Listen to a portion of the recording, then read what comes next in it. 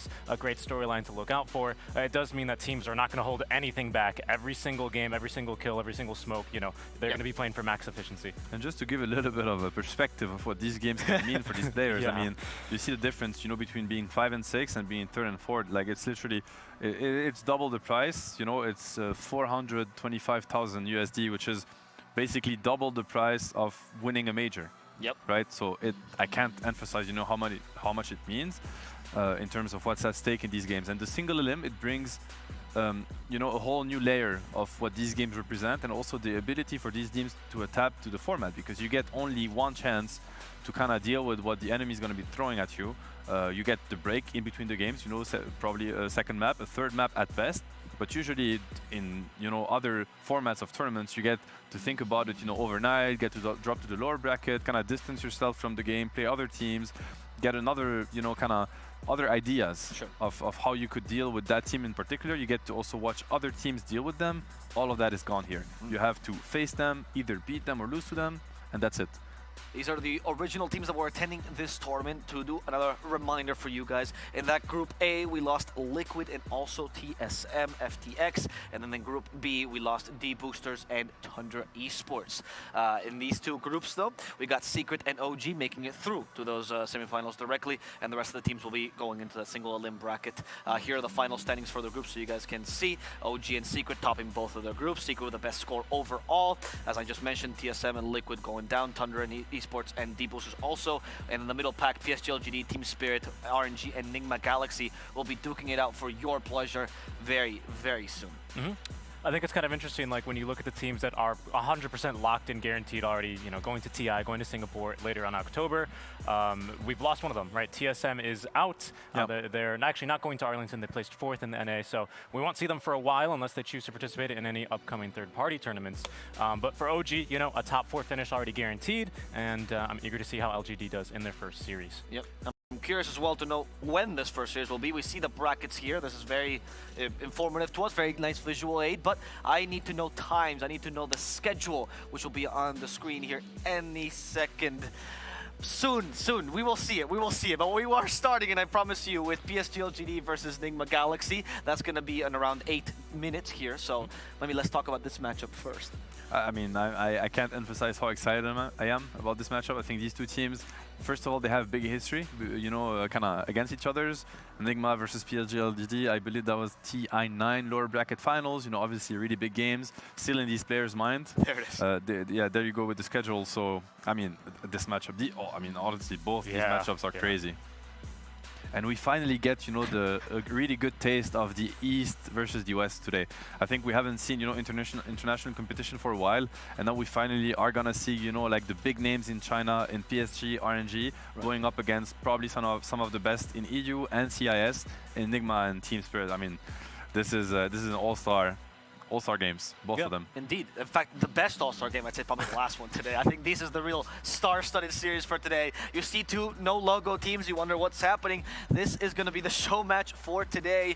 We have the English talent, if we can call them that, and then D Boosters Reborn. We're gonna have a really exciting show match prepared for you guys. You know, it's a little bit of good fun after such exciting Dota to warm you, to calm you down, right? It's good after exercise to make sure to do the extra lap. This will be the extra lap that you walk around the field to make sure that you're ready. Appreciate these comments as we see the trophy here on screen, by the way. This is what it looks like, but I swear, even though however real it looks, this is an AR trophy currently. We have a physical one for the teams to take home when they manage to win that grand final. But now we actually get to talk about real Dota. We get to talk about the match that's going to be in front of us very soon. PSG.LGD versus Nigma Galaxy. We've mentioned Nigma briefly, but I want to hear from you, Richie. PSG.LGD, they've been looking in top form for the most part of this tournament. One of the strongest teams coming in. What can you tell me about them?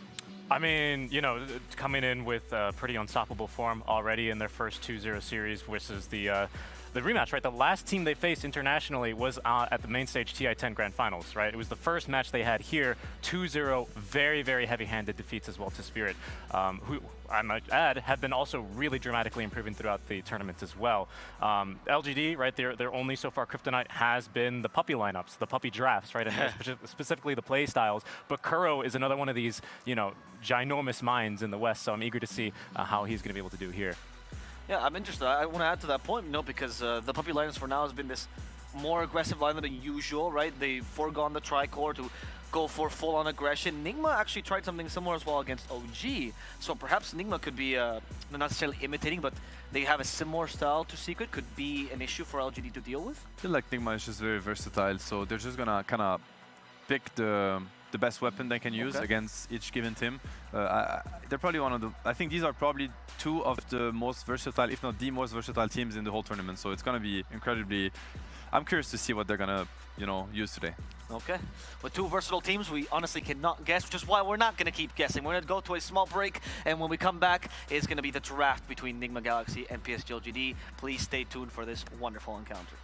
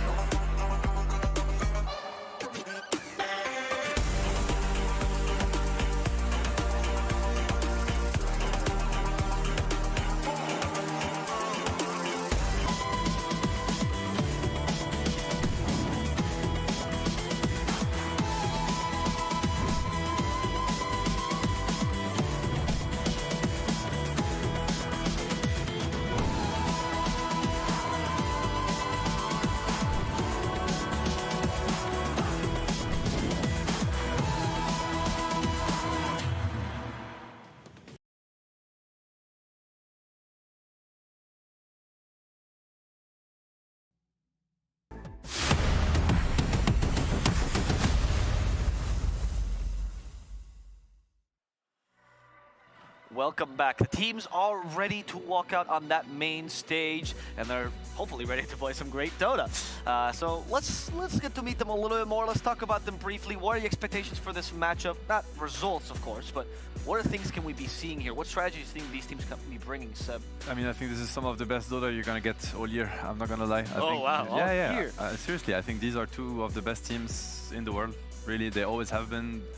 There always will be. I don't know. They still are. That's what I know. Sure. So yeah, I really can't emphasize how exciting these games are gonna be. This is single elim. This is, big money, big stakes. I think it's gonna be crazy. I'm curious of one thing. When you have these teams that are so versatile, most teams usually prepare for the first two picks. That's a very big part of the preparation. How do you prepare against a team that can just bring out a new strat completely? I think you have to focus on your own strength, right? I think there's no such thing as countering LGD or cornering them. And likewise for Nigma, you have to really know what you want to do and make sure that it's going to be well executed. I think that's the most important part. Okay. Yeah, I think we kind of saw that with the, I believe it was the OG series versus LGD. I think I might be misremembering here. But trying to always ban out this lone druid, right? Like LGD in their first game of the tournament, just last picking their lone druid, first picking Razor, they just kind of do what they want, and I think you're saying, it might be best to just play your own game and play to your own strengths as a team. There's actually Tundra and D-Boosters. D-Boosters also did the lone druid ban every single time. And I'm going to see the teams now walk out on the stage, so get ready to witness their glory.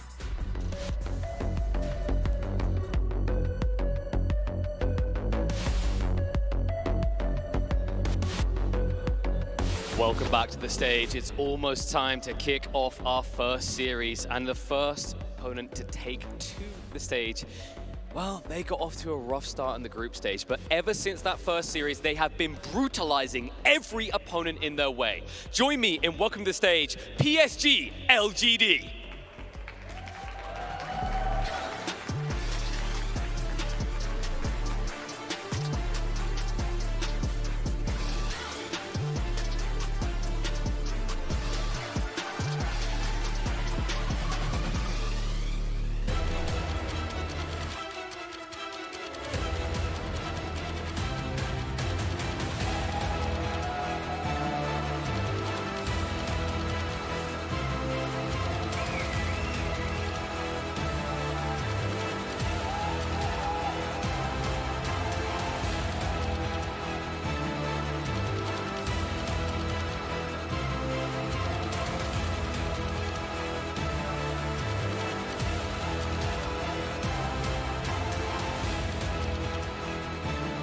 فريق PSG وصل المسرح، لكن خصمهم هو الخصم اللي ممكن قدر يتأهل من الجروب A على المركز الثالث، ولكن قدرته انه يقدر يوصل لنهائيات ويتاهل الى نصف النهائي ويوصل لما الفاينلز جدا جدا عاليه، فخلونا نرحب فيهم اعزائي المشاهدين والحضور فريق نجما جالكسي.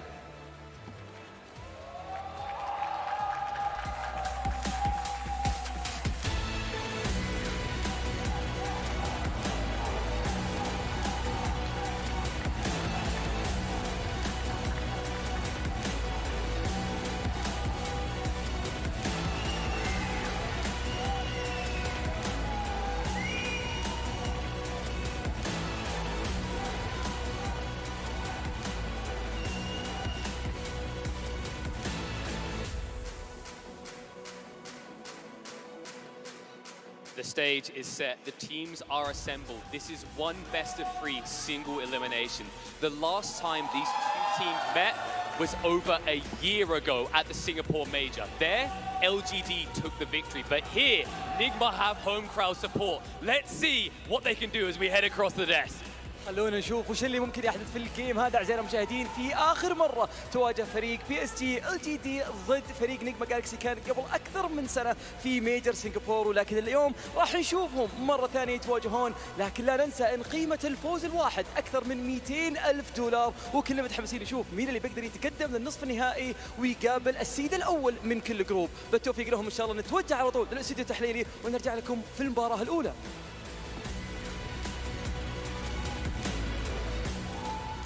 Welcome back. The stage is set. 2 incredible teams, a crowd that is roaring.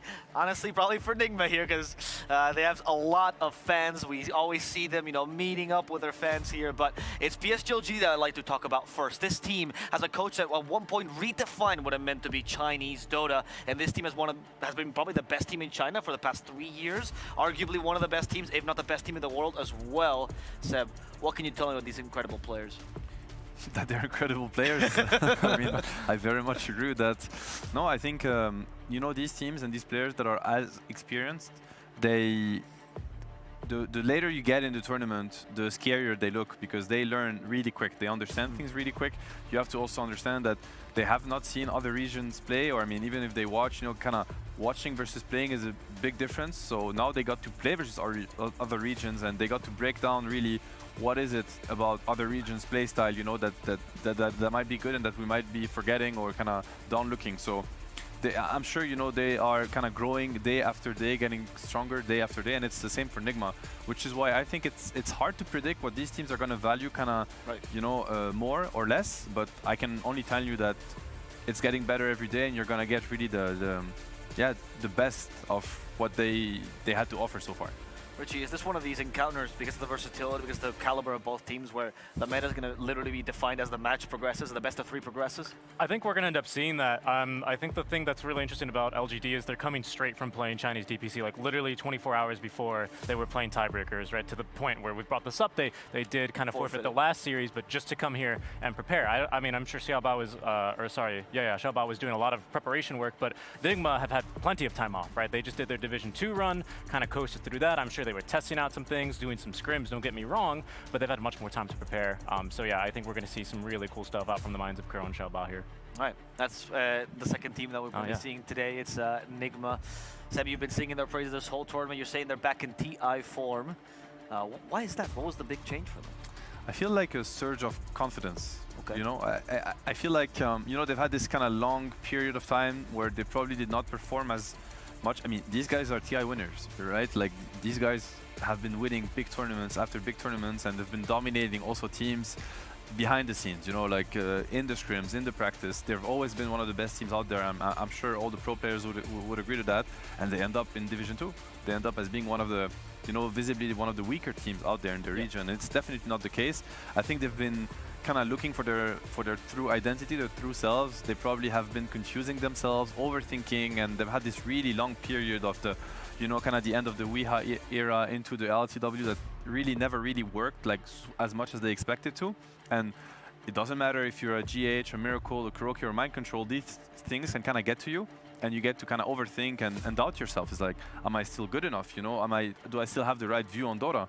And I feel like bringing in Sumail, kind of it was a better fit in terms of playstyle, and it helped them find the confidence again. It's like, oh yeah, we are good actually. No, our ideas, they do work. We just needed the missing piece of the puzzle, which they actually have now. And I just feel like they all woke up all of a sudden together, and it is scary, and I'm sure we're gonna see it today. Right. I'd like to talk about that, like, kind of teams adapting differently to different circumstances and different play styles. Right in our secret interview where we had Puppy and Chrysalis on the couch, you know, Puppy, not really a fan of that format, right? And I could see why that's certainly the case, and how they show up to LAN and look like not really a different team, but like you said, reboosted, re-energized, right, and ready to go. Nigma as well, you know, they've been hungry to prove themselves for quite some time, and I think this is the perfect opportunity for them. King's back to mid, back in the off lane, or sorry, back in the mid lane, of course.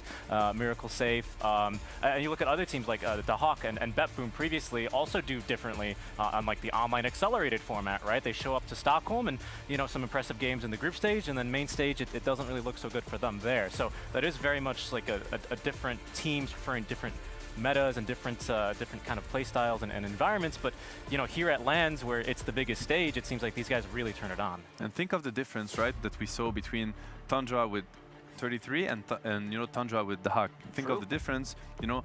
Are suddenly Snaking, Skitter, 9, and you know, Saxa worse players? Are they bad? No, they're not. We've seen them in format the major. They're incredible players, but sometimes one player's style or difference, it doesn't matter how good they are, you know, it can change the entire team. And we've witnessed that with like firsthand here with Tundra.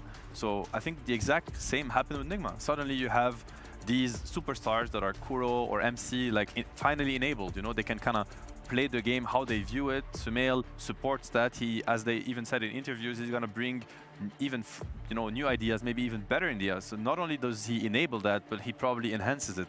And then you end up with a team that is super scary, dominating through the group stage and ready to take a battle with LGD and maybe even beat them. Yeah. I love that you mentioned this because there's a history with this with Kuro particularly back in. People really like this idea that if you kick a player, you bring someone new, that's because the new player is better, right? And that is too binary. It's not how Dota is. It's not. Dota is complex, and Kuro was the first person to mention that back in the Liquid days when they kicked Matoma Man, right? He said it's not because he's the bad one. It's not because we think we got a better player. It's just because we believe that we can find a better fit sometimes. Yeah. And now we're going to be seeing this with Sumail. The draft is upon us, and here are the bans by Nigma Galaxy. A lot of teams have tried different strategies against PSG.LGD. This is the first team that first phase bans the Warlock. This means that the Razor's open. That's something that they've been very keen to pick throughout Chinese DPC. Tiny as well is another highly contested hero of theirs. So I'm eager to see if LGD, I was actually just saying, they always like to ban the Wyvern, usually second phase though. So a pretty major adjustment here from LGD as far as first phase bans go. I don't know that we're gonna see the Razor as contested. We'll see. I think for LGD, it's an important hero for them that they respect a lot. I don't think it's the same for Nigma. I think it's more situational. Never mind. As I say that, they do first pick it, so never. I mean, it's always Nigma. They probably have more to their playbook, but it's also a good take for teams to sometimes kind of choose the weapon that also takes it away from the enemy, right? It's just always better. You could decide to be picking, you know, for instance, a Cuddle that you're very comfortable with. If you're as comfortable with the Razor and you know that LGD were looking at it, then why not, you know? So they're going to go ahead and first pick the Razor. Obviously, a lot of heroes that both teams like a lot are open. This is so classic LGD. I mean, this is not even LGD, I'm sorry. This is just Wings, guys. Like, at this point. I mean, out of the blue, you know, two heroes that haven't been touched in the first phase for the entire tournament, and you get them right away. That's the beauty of Dota. That's why I'm a fan of that team. This is a very, very similar opening as well that LG used versus Team Aster when Aster swiped the Razor from them first, right? Interesting. They wanted to go with the Warlock, but that was banned against them here, so they're going to pick up a different 5, but they very much value the Faceless Void. Maybe it's for the lane, maybe of course the matchup is quite good, Chronosphere, and beat the crap out of them, right? But they did also first phase this hero.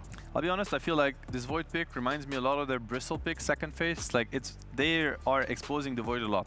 You can do this from first pick, and that's what I mean, right away. You know, MC is like, Void +1, Ame, are you serious? Then he's just gonna profit the Void. It should be a very tough lane for Void. Just think about a Void trying to last it against a Prophet. It's tough, you know, and you don't really have a way to, how do you deal with Prophet? You either outlasted him, kill the Treants, Void does neither, or you kill him. Void is also not the best at killing Prophet, you know, he doesn't really have burst damage. Think of the Prophet gonna be partnered up probably with a GH or Kuro hero, you know, a melee +4 stunner. It's usually what you get to get along with the Prophet. It's a long way to say that this Void is gonna have a tough laning phase. Sure. I don't want to get into that territory, but the Razor could be support. I'm not hoping to see another Kuro +5 Razor, even though, you know, with all due respect, I know it became a meme after the TI qualifiers. Fata's been doing it on Quincycur though. Sometimes it's what you have to do, you know. If you're gonna completely destroy Faceless Void's game, I mean, why not? Yeah. And here, maybe the Enchantress was also preemptively picked to make sure that the Void could have an easier lane against MP. Yeah. Very big mind control hero as well. Enchantress does decently against the MP, steals the trance, so maybe they were already planning this. And the Bristleback pick, he got 2 full picks to counter him. This time you only get 1, and maybe LGD was setting up for that. You only get 1 through, but you also get the second fish, right? And True. I mean, Void is not a hero that... I think whenever you pick a Void, it needs to be a good Void game, because it's not a hero that can adapt having a bad game, play utility, you know what I mean? Right. Some heroes kind of can, you know, Prophet having a rough game, sure, buy different items, find a way to impact the game anyways. Void is these kind of heroes where it's gonna, you pick a Void, it's gonna be a Void game, you know? And if it's a bad Void game, it's kind of hard to get out of it. Yeah, and I think like one thing you're gonna need to look out for here is like the potential for a Dawnbreaker right into the Chronosphere is makes it just so much more difficult, especially early on where Void usually requires a little bit of help. Snapfire Kiss is very, very common, right? To kind of enable kills early and get his game started. You know, the Dawnbreaker ulti in could be a serious problem for that. That is, I mean, so many teams have been looking at this Razor, right? You think of OG, you think of, you know, I mean, RNG also have first picked the Razor, so I'm sure all the teams, right now we're getting into kind of the final stage of the tournament with the best teams that are staying, and this is a big test for everybody else is watching. It's like, you know, this first pick Razor has been winning most of the games, if not all the games, and now you have, you know, one of the best minds of Dota being like, we think that counters it. So there's a lot at stake for this game, not only for these two teams, for also how the meta of the tournament is going to develop. So a lot at stake here as we get some of the final bans from Nigma. Interesting, I want to talk about this Quap ban. Is that as a protection to perhaps put the Razor mid? Is that what they're considering here? Exactly. They want to keep their options open, and they already don't want to put the Razor on the safe lane, on the off lane, I mean, against the safe lane of LGD, which is why they picked the Prophet. So now they're looking at this Razor going either mid, and they're trying to cover that angle by banning the Quap, banning the Zeus. It's probably a hero that's now pretty good against Razor mid, I would assume. You know, the Heavenly Jump, kind of slowing the Razor, getting away from the link, and just kind of nuking the wave down. It doesn't sound like Razor can really stop Zeus from doing anything, and it's just painful for Razor to be kind of... Razor doesn't like heroes that are going to not allow him to kind of close the gap, right? He doesn't want to die from afar. He wants to get on top of you, so that's why he enjoys the melee carry heroes, because they want to do the same, and this is when it doesn't work. So the Zeus, the Quaps, these heroes are naturally good against the Razor, so that's why Nigma's trying to cover. It's either going to be a safe lane Razor or a mid Razor, but knowing Miracle, I'm sure he's not probably the biggest fan of the Razor kind of heroes. He likes the farm-heavy, flashy ones, so... Okay. Yeah, there's the Marcy pick. I just want to quickly comment on those last 2 bans out from LGD, and particularly the Nyx. I thought it was maybe something to do with potentially like a Dawnbreaker, hence like Nigma banned Zeus. They don't want to play against like a full global lineup while the Faceless Void farms and gets online. Maybe that was something they were considering, but it seems like they're going in a different direction here with the Marcy pick. I think they're banning also heroes that are gonna pair well with the Prophet or the Razor on the offlane, which, you know, the Tusk, the Nyx, these are the more popular heroes, and I think these are GH heroes, Kuro heroes, these are heroes that also Nigma has played with quite success in the tournament. It's gonna kind of corner Nigma into picking heroes that they probably are not as comfortable, or that LGD don't care as much about. I'm thinking a little bit about the clockwork for Nigma. Of course, you're probably not that happy against the Void, but with the new change to Battery Assault, it's probably a better hero against Enchantress. There's the Dawnbreaker. Dawnbreaker CM. That is a very strong and scary lane to go up against, and that's also the beauty of what Nigma usually does with drafts, is they try to keep it open for as long as possible, because you still don't know where Dawn is going and where Razor is going. It could be either way. Right. And now we have LGD having to kind of pick in the dark, right? Because they don't know these positions, they don't know how to set up these lanes. What would be the options here to set up for Marcy's success, Richie? Do you think you pick up an offlane with kill potential to make sure Marcy's a good lane? Do you abuse that Psychic more? I think if you're LGD, you need to pick ideally a Faith Beyond hero that lanes well with Marcy against both Razor and Dawnbreaker. That's probably your best option right now, knowing that it could be the last hero coming too. So, I mean, a lot of heroes do the job, but you just need to pick something that's kind of stable, good for the game. I want to say, I think it's still a very good Void game so far. Of course, he might have a little bit of a slower laning phase, but at the end of the day, he does have an edge, one of the strongest supports to secure your lane, no matter what you're up against. And I don't see Void as being countered. I think Void, when he gets, you know, when he's going to get to critical mass this game, he's just going to win this game, right?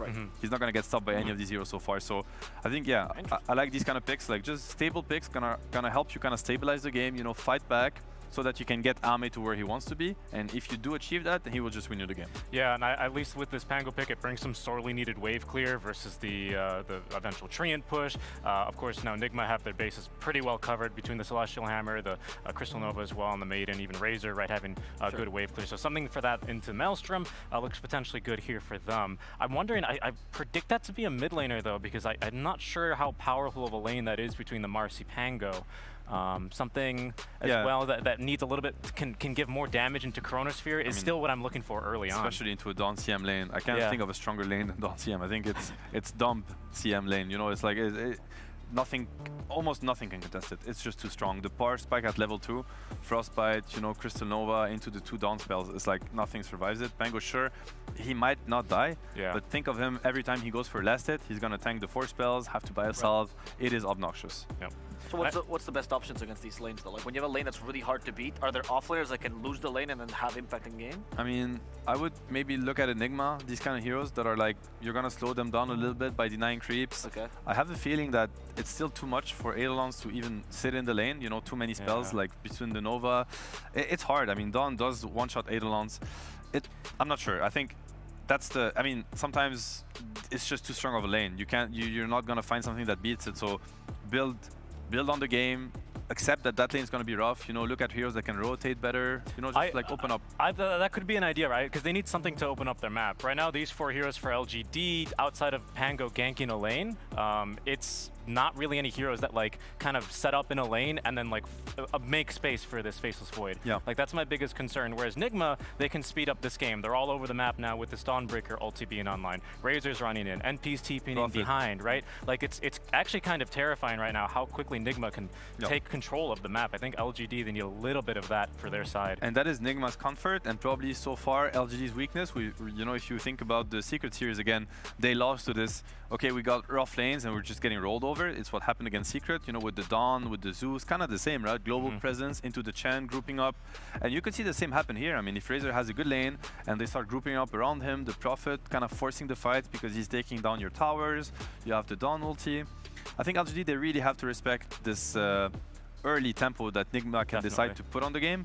And I don't know that they have the answers yet. I mean, and I think those were 2 very good heroes, right, that Nigma just banned out. The Viper, of course, a fantastic lane with Marcy, one of the better ones, might even be able to fight into this Dawnbreaker. Great laners, great early game heroes, tempo controller, and that is exactly what, you know, LGD needs right now. This is going to be, I mean, I don't know where this Bristle is going. Is this going to be a Razor support? Perhaps a Dawnbreaker support? It could be I think it might be a Razor support. I think it might be. I mean, it could be still Razor mid, for instance. Dawnbreaker position 4 with the Prophet. That's a very good lane. I think Dawn is also quite good against Ench. You know, he's very strong, good stats. He can fight back the Ench early on. Okay, they do go for the Death Prophet, so I mean, it could still be a Death Prophet position 3, right? Yeah. They could still swap it up. I mean, Faith Beyond plays both heroes. Probably for the tempo of the game, the Pango mid is a little bit nicer, and the DP matches much better into the Bristleback. It's just a good lane for DP. We've seen it yesterday with Rezo playing the DP against actually Ame's Bristleback, if I'm not mistaken, and that turned out to be really good. So yep, and I really like the DP pick. No matter the position, really, it's going to give you a lot of Roche control, Roche potential, Tower Siege as well into the Bristleback. Right, that's going to be some really good physical damage. I like that as a last pick overall. Yeah. Super fast-paced lineup from Nigma. I think LGD, they're going to be on the defensive. They're going to try to stabilize the game and kind of drag it onto the mid-late game. A little bit of a reminder of that Secret game, right? You talked about them being adaptable. It seems like they found that Secret was the strategy, and let's see how they can execute as we go over to our casters for this great encounter. Get ready for Nigma Galaxy versus PSG.LGD. That's right, here we are, game 1 of this best of 3. Nigma with some heavy tempo, great lanes. And LGD, it's going to come down to how they respond and react to that early aggression, isn't it? Yeah, PSG.LGD, they needed something, some kind of damage to dump inside of Chronosphere. I'm a little worried about the cooldowns that they have, because they have Faceless Void and Dead Prophet, and Nigma's lineup, they rely on no cooldowns whatsoever. They're always going to be ready to go, especially this Bristleback. We've seen it so many times, not just in this tournament, but also in the previous DPC tour, how explosive Bristleback lineups can be. Yeah, I mean, it's difficult to kill him off in lanes. You can't necessarily shut him down early on, and even just a couple of Ancient stacks gets him through those tanky early items, the Vanguard or the Hood, and into the Aghanim Scepter, which gives you that superb item timing in the early mid-game. coming out of that laning stage. Super strong lanes from Nigma Galaxy because they switched things around a little bit. We're gonna see Sumail playing that Razor on the mid lane, and yeah, Bristleback on the safe lane. It's very tempo-oriented lineup, also having Nature's Prophet, so 3 good scaling cores on their side. Even though GH is playing CM, I still think they're going to be laning CM plus a Bristleback, and then have Nature's Prophet laning with Dawnbreaker to be able to have some kind of a stun in that lane, to be able to stop them from TPing, and it's super strong lanes from Team Nigma. I'm a little worried for PSG.LGD, like they need to stabilize their game and play for the mid game, because their early game is not that strong. Enchantress, sure, strong laner. Faceless Void doesn't provide you with much. He doesn't deal well with the Nature's Prophet in the lane. I'm mostly looking at the Nothing to Say Spango, how he's going to be able to perform. He has relatively easy game. There's not many silences, stuns. There is root mechanic from Crystal Maiden. Other than that, he should feel pretty comfortable coming into the fight with the Rolling Thunder. Yeah, and it's only taken a couple of years, but after Mind Control's asked for Kuro to pick me Prophet, he's finally got it. Beautiful little tomato skin as well. We'll see the treants come out a little later on, as they did smoke across to this Radiant Triangle, get an early high ground ward around that top spire, the high ground there. What's their primary idea behind this Observer ward? Is that just to try and spot out people to get First Blood? It's like a First Blood ward? Yeah, they also want to see what's happening in there, if there are any stacks, because they do have Bristleback, and Bristleback, one of the better heroes early on to go in and potentially take the stack. So you don't necessarily need the stack for yourself, because imagine them coming in with Nature's Prophet, Bristleback, Dawnbreaker, CM as your cores. It's like super difficult to deal with, especially because like Marcy's damage output early on is really not that big. Nidra's Enchantress, Faceless Void, like he needs Chronosphere. That Prophet needs that Exorcism to be able to get the damage done. And we're going to see the lane setup from PSG.LGD. Dead Prophet plus Marcy, you need to have, like, once again, something with a stun, and the lanes are going to be as we expected. Bristleback plus Crystal Maiden, even though Jay is going to be playing that CM on the bottom. Mind Control on Nature's Prophet, his classic with the Dawnbreaker, Orb of Venom. A lot of slow. Want to see how this lane goes, because Nigma, they will be putting a lot of pressure on Ame, and we can already see, like, forcing him to use a Tango. There is a hammer. Ame trying to dodge. Will dodge it, but the slow is still doing a ton of damage. Yeah, he's going to take all that chip damage.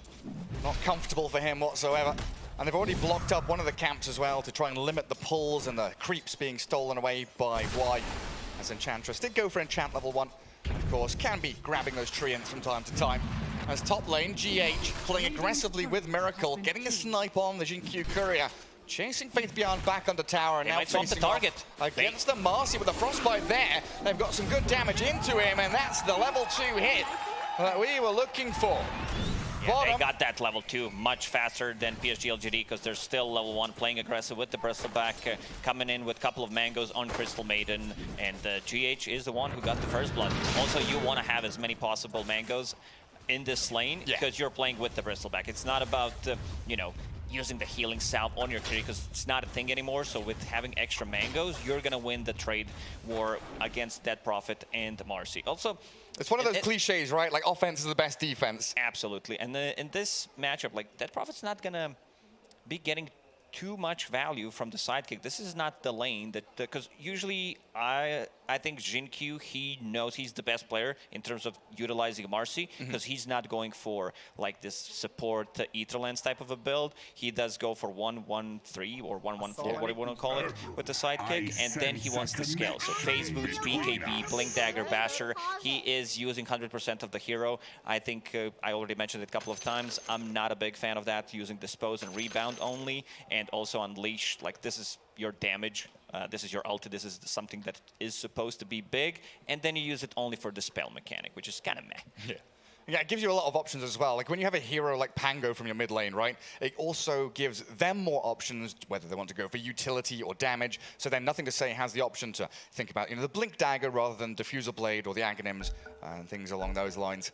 As we all get back underway, as we've seen tips fly around, you know, Kuroki getting a lot of love from his own team as they've set themselves up for a good victory in this early laning stage.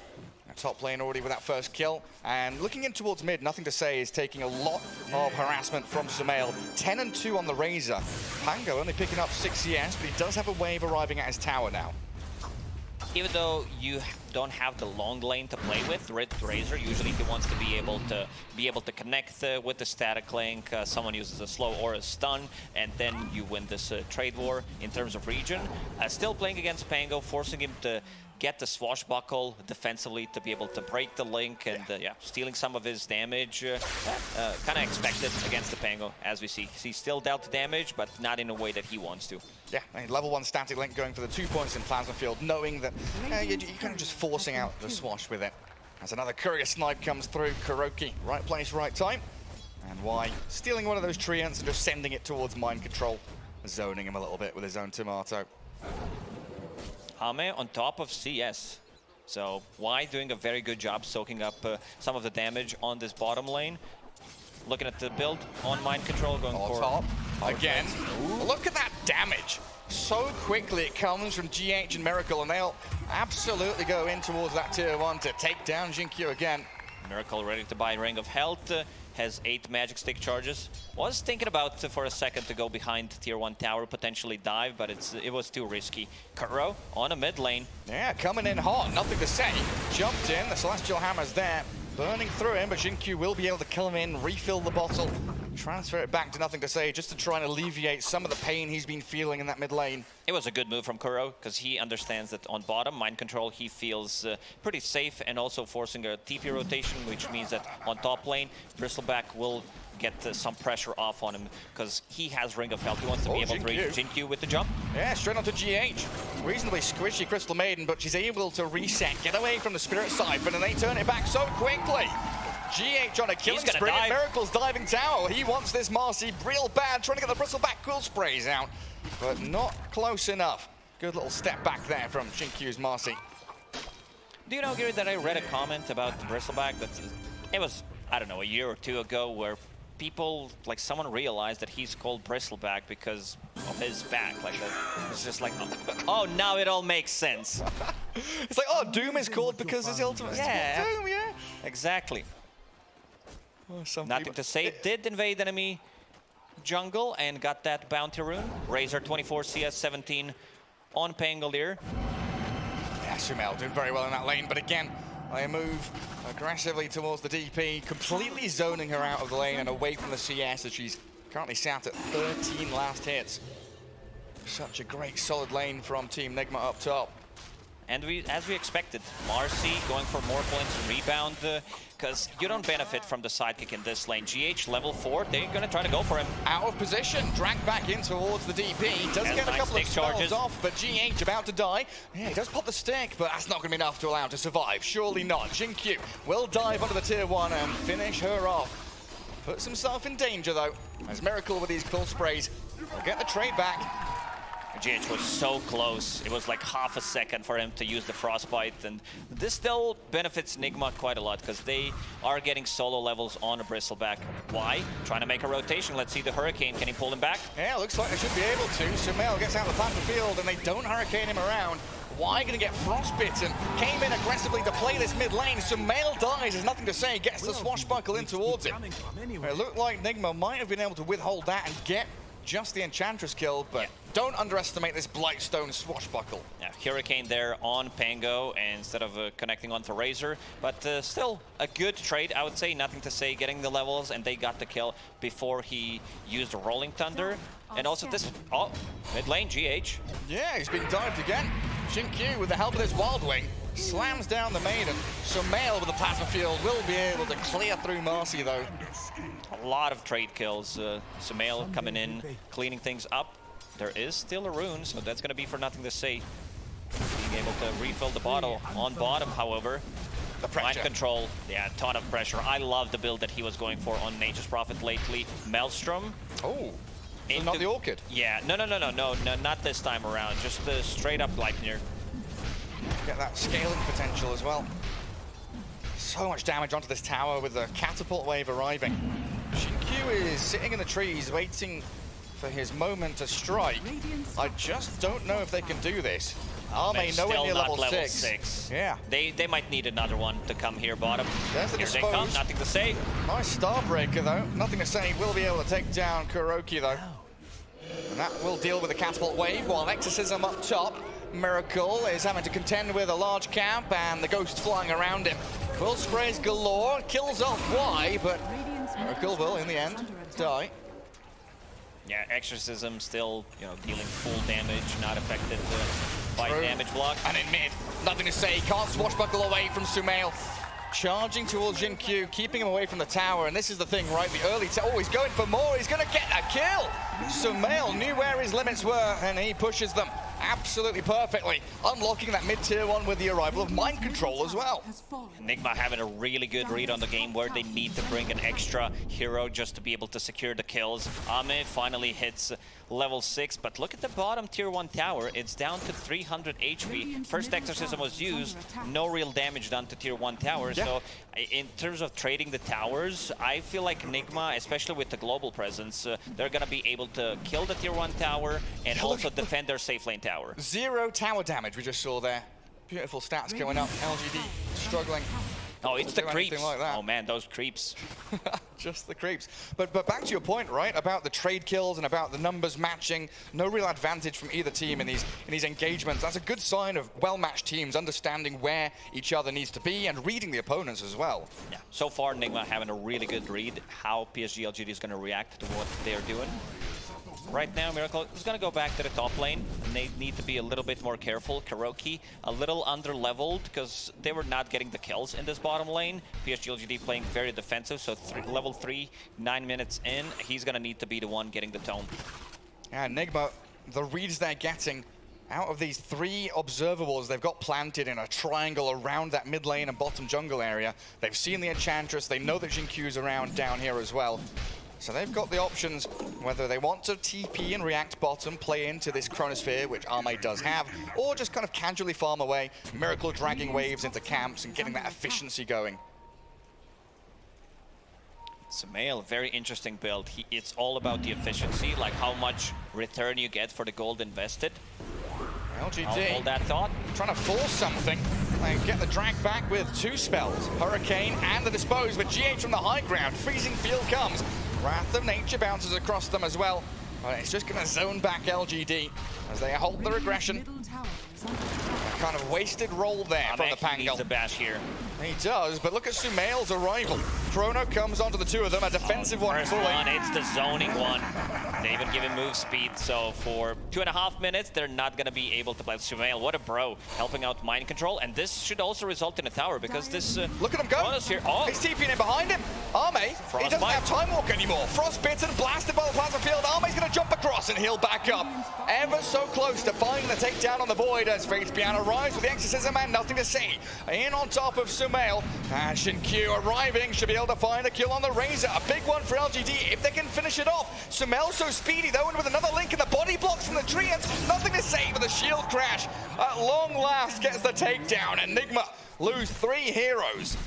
PSG.LGD brings everybody down. They understood we need to save Ame, and Ame TPs to the top lane immediately without having no Chronosphere. Like, his contribution was not there. Getting the time walk off and managing to survive.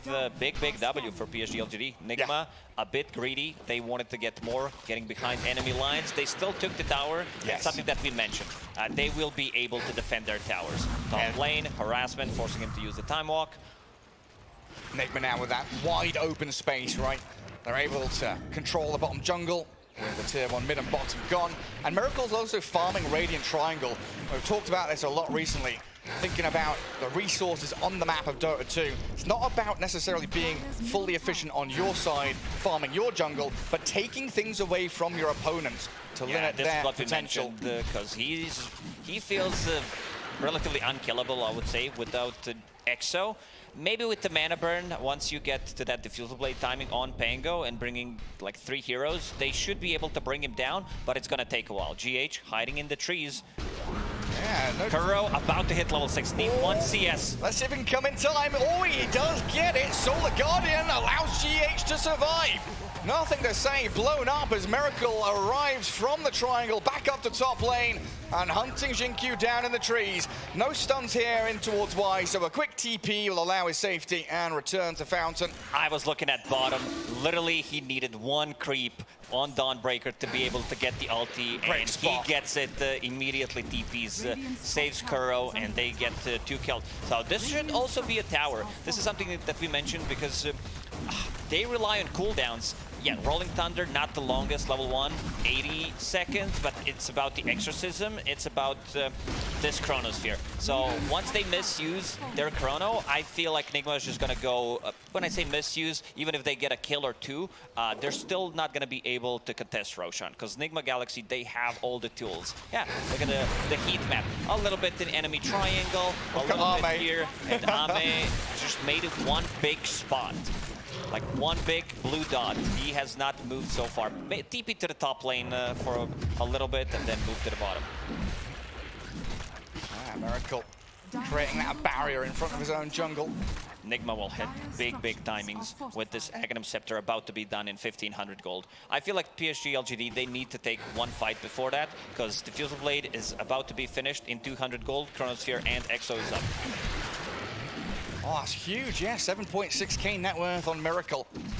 A massive performance coming out of him on the Bristleback, 7,700 total. I want to go back to the point that I was trying to make, but you stopped me. There were things. Sorry. No, yeah, you needed to hype it up. Let's see about this one. Oh, big one. Use the Rolling Thunder. You see that physical damage mid from lane, Miracle. Razor in trouble, has haste. Yeah, it's got dispelled. Enchantress slows him down with a freezing field. GH, he lets it go.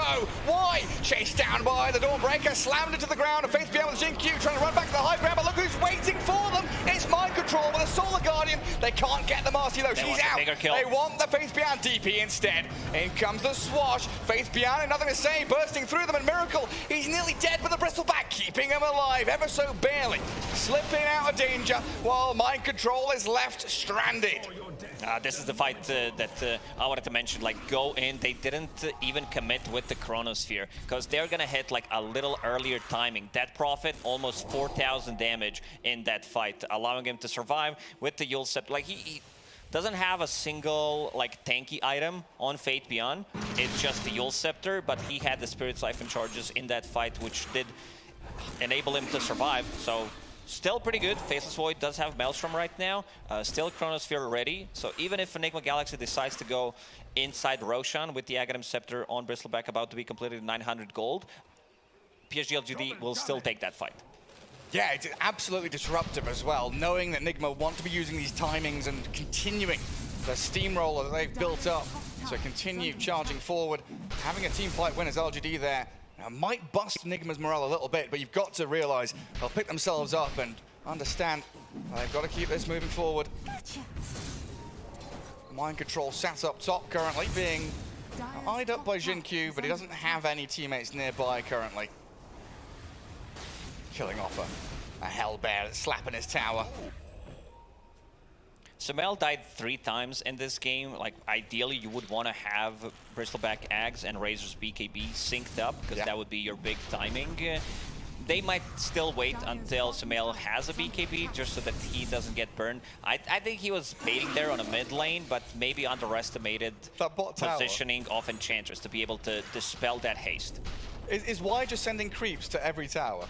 He sends a Hellbear top, he's sending creeps down to bottom, he's like backdooring towers non-stop with this Enchantress. Been a little bit naughty. Dire Glyph comes out. Maybe thinking about a play into mid, stopping Faith Beyond from farming freely anyway. And our DP heading into a BKB of her own, but Sumail out in the open in the river. Speedy enough to get up the staircase. And Mind Control currently just holding objectives. I think you're right, they are very stalwartly just sitting in front of their objectives, making sure that LGD don't have any freebies while they're waiting for this Aghanim Scepter and BKB synchronized timing. Still PSG.LGD, they will be ready to strike back. Exorcism is level 2, so 2 times more damage. Thinking about going on Ame. He's being frostbitten.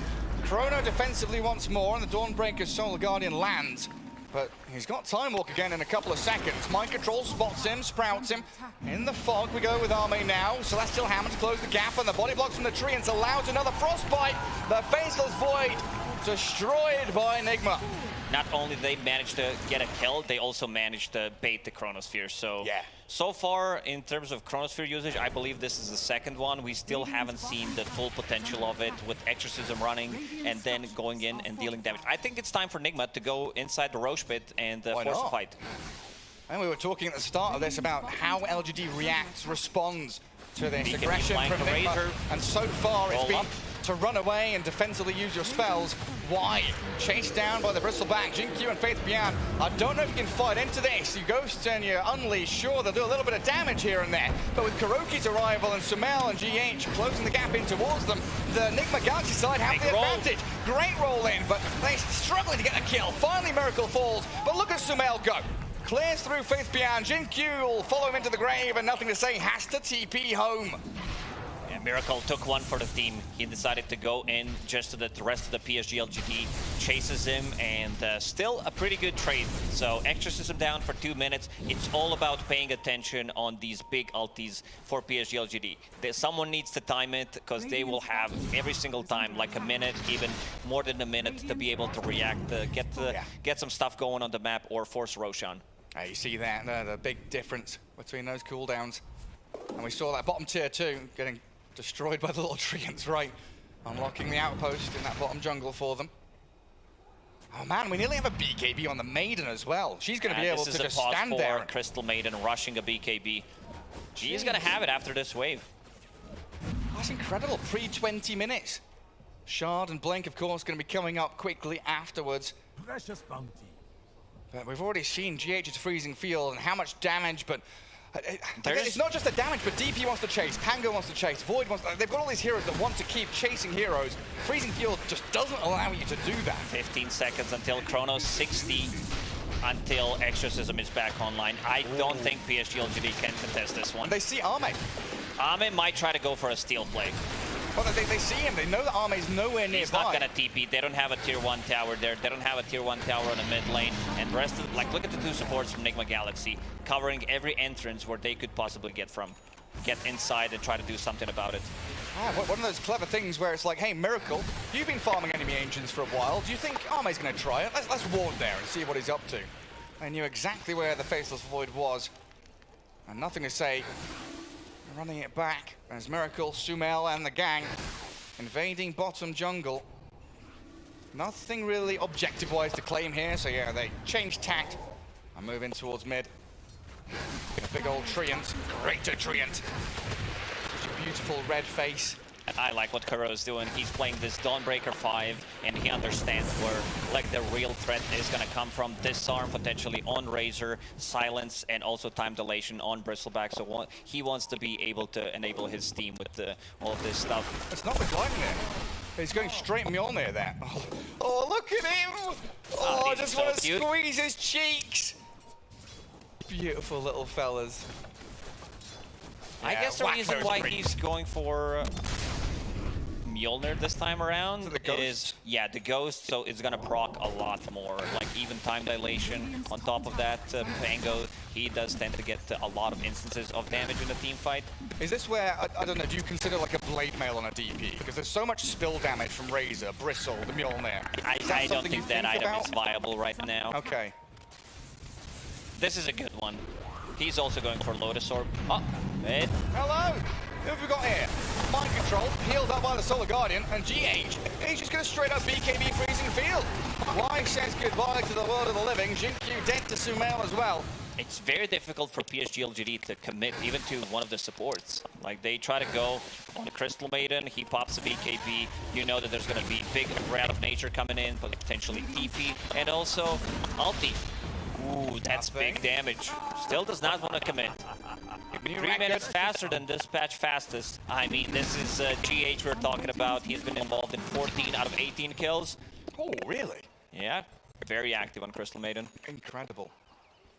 Hey, what does LGD do to try and come back from this? Is it Like, they're just trying to wait out Aegis? Do they want to go for a team fight with when EXO and Chrono's ready? PSG.LGD. Like, we need to talk about them getting a perfect Rolling Thunder, because there's still nothing that can stop the Rolling Thunder. In the fights, you still need to respect damage from the Bristleback. It's pretty similar to like Medusa, where the damage becomes overwhelming at one point, because if you're in a fight for that long, the quill sprays, they're gonna stack up. The problem is there's gonna be so much chaos in the front line. Razor with the BKB using the static link, forcing you to drop an ulti, potentially like forcing them to use this Chronosphere in a way that they don't want to, and then Nigma Galaxy has like pretty free opening into the team fight. What's wrong, JJ? What have you seen? He's showing the shard that Crystal Maiden has queued up. So you can move, cast spells during the freezing field. Crystal Maiden doesn't need to be afraid of anything once she picks up the shard, other than Chrono. So you have BKB, and you also have 20 extra armor against the Dead Prophet's Ghost. So you should feel almost invulnerable if you're not caught inside the Chrono. Miracle. Come and clear out this top wave, helped out by the Treants. Why? Getting TP'd on. No stuns, I don't believe. Oh, now he wishes. That was not the Mjolnir. It was the Gleipnir. A little bit slower on the DP's BKB. Not by much. That's why they're losing those 16 seconds on average. And we see 50 seconds faster on Bristleback. He was thinking about going for a different item build, SNY on Bristle, but seems like BKB being able to dispel things on his own, not just relying on Dawnbreaker to be able to get it. And back for now, so I can switch that into the Aegis when it expires in about 45 seconds. LGD just trying to find pockets of farm where they're reasonably safe.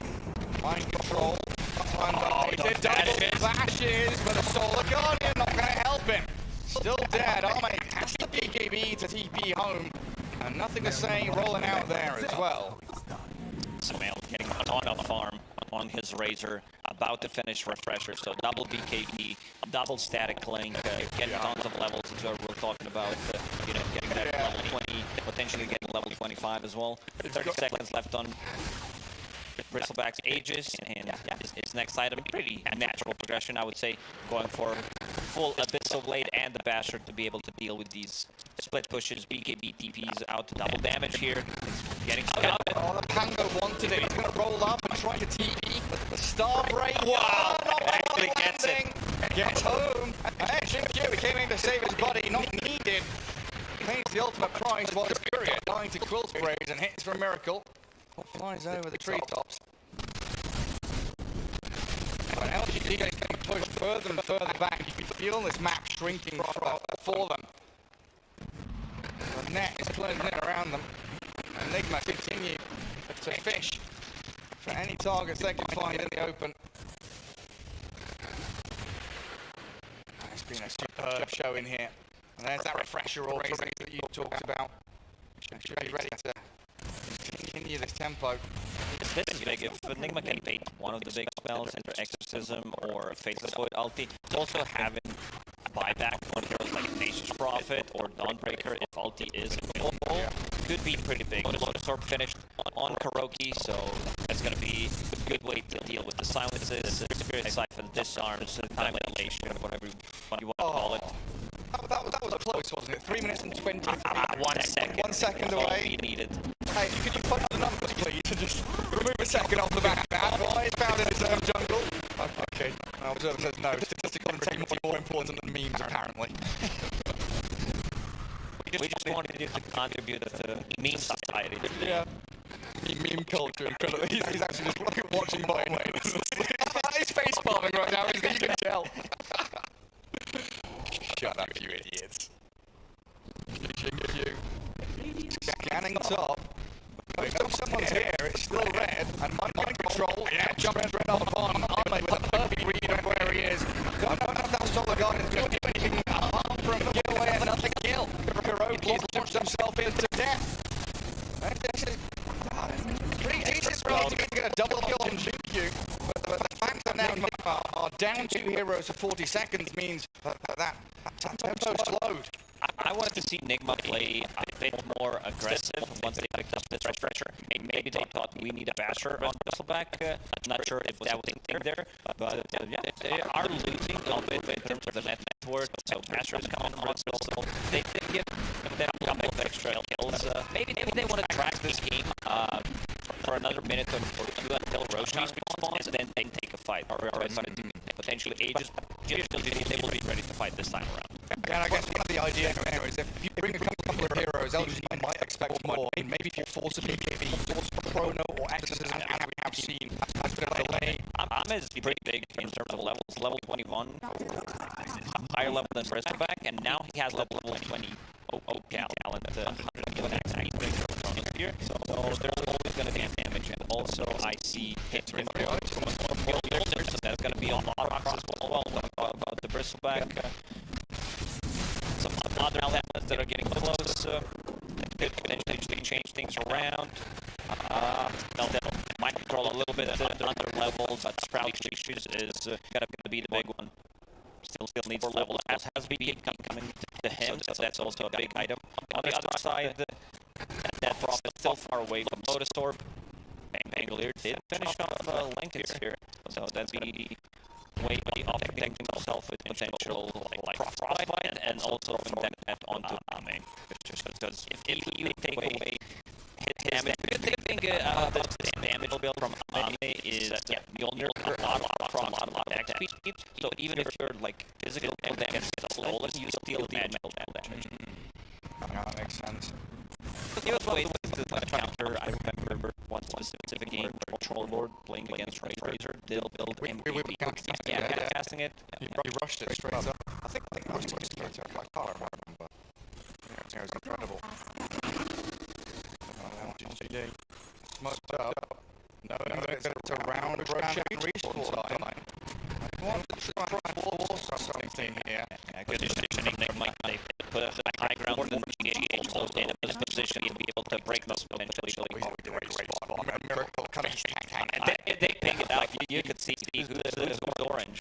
It's why. So yeah, he knows exactly what force out. Some tree causing a little bit of it here in the one lane. Roll the BKB, gets it off in time.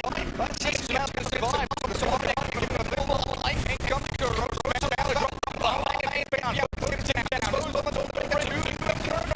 Chase that. Big physical down. Buyback out. Ultimate fight. Nearly is going to get the takedown of the DD. The frostbite come 3 down. Still 40 seconds away. This is a freebie for them. This is what we talked about. Just to be able to have buybacks on their side. This is a counter. Big team fight penalties. These are near So yeah, 30 seconds. They still have time to potentially take the fight. Take through the tower. She with the buyback. Easy in and out now. Sharp. Force something. Another buyback on the DD. He's exposed the miracle. He's still tagging GA. So the moment the freezing skill. That's a big one. So he'll find it. A dieback on Marcy. Ame back in. He's stunned up. He's been changed. Ame's down. Buybacks immediately. Not going to say he's trying to roll up and chase him back. Nigma wants to reach time for them. Give away the life of the but he used the profit. He does have a buyback. Push through with a triple kill. It's Enchantress. LGD pinging out Roshan immediately. So no buyback on Kuroko. They've used it in the previous game, but they do have 2 buybacks on their side. And someone called the house as a DD room. Spawn near Roshan. Let's see how Nigma approaches this one. Do they just let it go, or they want to test it? It looks like they're just going to allow LGD to take it. They were a bit greedy. Maybe if they left one tree inside the pit, fall back into Roche. Miracle going in. But he's being rolled on by the Pango. He's in a 1v4. He's BKB'd up, chasing wide, but even with the backup of Sumail here, LGD is going to cruise towards them. Walk up the ramp, look towards Sumail. Refresh BKB comes out of the Razor net. Miracle, chasing back as a Faith Pian, aiming the DP as Ame wants Sumail real bad. Bumps his one, but there's no way he can survive. He's gone. 100 seconds. And a chrono onto Miracle allows the boy to get in front of him. Nigma falling apart at the seams as LGD strike back with their big team fight ultis. And also double damage here on the bottom lane. Ahmed did pick up the Aegis in that fight. I feel like Nigma needed to approach it a bit differently. Try to secure Rosh instead of going for the tier 3 tower. They almost killed it, but this Roshan is what changes the game completely. Where's the shard at? Because the Faceless Void did have it. They gave it to that Prophet. So another Spirit Siphon charge. They wanna go in and potentially end it. Let's see if they decide to go for. Oh yeah, it's being pinged out. Yeah, they want to do it. They know there are limited buybacks on this dire team. I mean, Miracle doesn't have the money for it, but they also know there's going to be no Razor, no Dawnbreaker as they go for tier 4. Still double damage running, the extra damage from the sidekick. They want to finish this one off. MCGH, they can move forward with Kuroki, do a bit of chip damage here and there. Exorcism still going for a good 5-6 seconds, and the tier 4s are crumbling. Dispose on MC, they found that Prophet. He's got buyback available on his freezing field. Stopped in his tracks by Arme and his Faceless Void. GH, your BKB's not going to save you here. Nothing to say, we'll find the takedown on him. They're ready to close it out. Bristleback is out in 10 seconds. Does have a BKB available once he comes out, but those bashes from both Faceless Void and Basher from Pango. He sprouted the throne. Ow, mind control. I'm getting the flashback alliance against Nigma. Try every turn trick in the book. When they defended the throne was at like 20 HP. Seems like PSG.LGD did know the need to back off a little bit. There are no creeps in the base. They're spamping in it. Glyph not available for Nigma. And a 5v3 for another 20-30 seconds.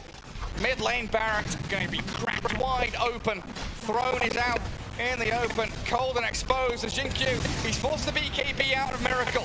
Arme will time walk away. They're knowing that they can continue these fights. Now the BKBs are being expended so frivolously. And Marcy's got one being delivered soon as well. And out, they're buying time. I've got the damage, but they don't have the vision of the throne to actually kill it off. This game being delayed out. Dispose of the damage in from Jinkyu. The Unleashed Army's right clicks. The Chrono onto two. Mind control and Kuroki stuck no here. No buyback on him. And LGD surely now have this victory in the bag. One more takedown. GH respawns, but a lonely maiden can't do this. In base, Crystal Maiden, the sole survivor, needs to be able to defend the throne. Y will backtrack, clear out the wave, stop the treants from any more of this nonsense of wave cutting. The Vambrace, the Vam Null to be able to get some extra damage going with the ulti. Let's see how that one goes. His smoke breaks. Go on, GH, get in there, my son. Oh, the courier play, dragging the creep wave back, trying to buy some extra time. But Exo's running and they call it. GG called, and PSG coming back into this game. It looks so good from Nigma up until that Roshan hit, where LGD defended their high ground, had the buyback advantage, and took that second Rosh away from them. I wanted to see Nigma play a little bit aggressive with the advantage that they had, try to force a fight. It felt like they played so aggressive, and at one point they just stopped. Like they got, I think they gave too much credit to Faceless Void Chrono and Dead Prophet ulti. It's super strong combo, but maybe try to force one, try to force them to misuse it and then take a fight. Like Jinkyu on Marcy, I said it when the game started, like his itemization, this is the type of Marcy I want to see in the games where he gets the phase boots, gets the blink dagger, then goes for the BKB to be able to scale. You saw how much damage he deals, but also positioning yourself, because you blink in, you dispose, and then you get out of the fight. So you're not that tool that goes in and dies. Yeah, one of those drafts from Enigma that if you do slow down, you know, you need so much more force and strength to build that momentum back up. You hit that wall, the inertia stops, and all of a sudden LGD, they are ready to hit back as we can head over towards the panel to talk about game one a little bit more.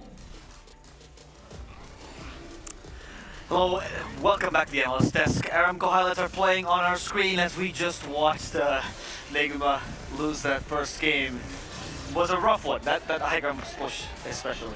Yeah, it was a really close game. I think honestly, I think you know, the Dota was indeed delivered for that game. Many great sequences, many great plays. I think, you know, both teams really played their draft really well, honestly. Yep. Obviously, we knew that Nigma were going to be, LGD, sorry, were going to be a little bit more on the defensive, trying to you know, slow down Nigma's aggression in the early game, which, you know, happened. Nigma played extremely aggressive, you know, won the lanes, transitioned that very well into the mid game. LGD hold on, and there was this very crucial Roshan fight that really turned the game. Maybe, you know, like decision making from Nigma to go high ground instead of going for the Rosh, and perhaps we'll break that down a little bit more, but thrilling game, honestly. Yeah, definitely. I think Nigma, you know, bringing the tempo with that last pick, Bristle, the DP pick, really ended up working out as well very nicely under the trustful hands of Faith Beyond. But what I really thought was, you know, we were speaking in the green room, and I was like, could the MP have considered a different item this game, right? Going straight into that Maelstrom when maybe they were thinking they needed a little bit more damage, more right-click damage and crowd control, and really it ended up kind of being the catch they needed. Which we can see in our scoreboard brought to you by SDC. Yes. Yeah, definitely. It felt like the mind control item build did not pay off. So obviously, you know, it's we're Captain hindsighting this. So yeah, definitely. You know, maybe he had an idea and it would have worked, but it didn't come into play. It definitely felt like there was something